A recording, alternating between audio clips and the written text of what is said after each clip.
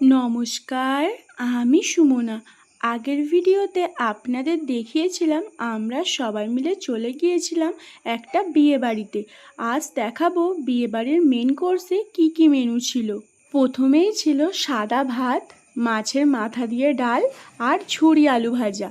সবথেকে best combination আমার এটাই লাগে, ডালের সাথে ঝুরি আলু ভাজা। তারপর ছিল পটল চিংড়ি, এরপর ছিল কাতলা মাছের কারি। একটা কথা আছে না, মাছে ভাতে বাঙালি। কম বেশি সকলেই মাছ খেতে ভালোবাসে।